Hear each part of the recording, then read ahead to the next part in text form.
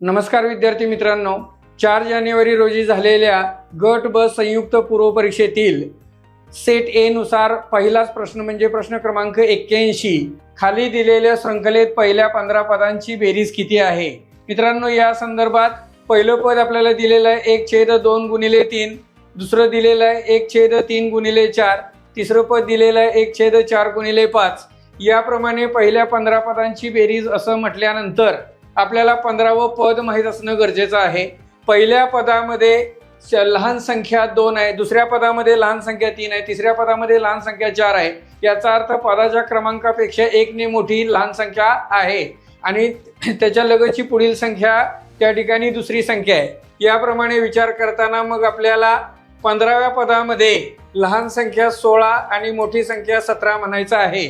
So अशा पद्धतीने हे प्रथम आपल्याला लक्षात घेणं गरजेचं असतं। इथे प्लस साइन्स ऐवजी जर मल्टिप्लिकेशन साइन्स असते तर कोणत्याही फ्रॅक्शनचा न्यूमरेटर आणि डिनॉमिनेटर इक्वल सापडल्यानंतर आपण ते कॅन्सल केले असते, पण या ठिकाणी प्लस साइन असल्यामुळे आपल्याला असं करता येणार नाही। मग प्लस साइन जेव्हा आहे तेव्हा मायनस साइन आल्याशिवाय कॅन्सलेशन्स होणार नाहीत, म्हणजे कॅन्सलेशन्स करणं गरजेचं आहे। मग यासाठी प्रत्येक टर्म जे आहे, प्रत्येक पद ते वजाबाकीच्या स्वरूपामध्ये एक्सप्रेस करायचं। सो या पद्धतीने तुम्हाला हे आधीपासून माहीत असणं आवश्यक असतं। 1/2 गुणिले 3 म्हणजे 1/2 वजा 1/3 हे याचं त्या ठिकाणी स्प्लिट केलेलं रूप आहे। तसंच दुसऱ्या टर्मचं मित्रांनो 15व्या टर्मच्या आधीची 14वी टर्म जी असणार ती 1/15 गुणिले 16 असणार, म्हणजे तिचं +1/15 -1/16। अशा पद्धतीने मित्रांनो second term to second last term सर्व कॅन्सल होणार आहेत।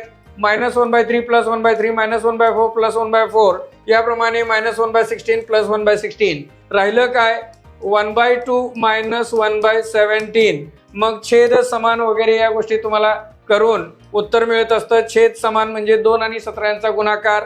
सो 17 1 17 आणि इथं 2 गुणिले 1 म्हणजे 2। सो 17 - 2 15/34 अशा पद्धतीने आपल्याला काही सेकंदांमध्ये उत्तर आणायचं असतं। सो पर्याय क्रमांक 1 हे या प्रश्नाचं उत्तर आहे। मित्रांनो, अशा सर्व कॉन्सेप्ट क्लिअर केलेल्या आणि त्यावर आधारित ट्रिक्स असलेल्या या सर्व गोष्टी आपल्याला प्रत्येक टॉपिकवर करायच्या असतात। सो या अनुषंगाने आपण 2 फेब्रुवारी 2026 रोजी बॅच सुरू करत आहोत। सो या बॅचमध्ये तुम्हाला प्रवेश हवा असेल तर खाली दिलेल्या फोन नंबरवरती संपर्क साधायचा आहे।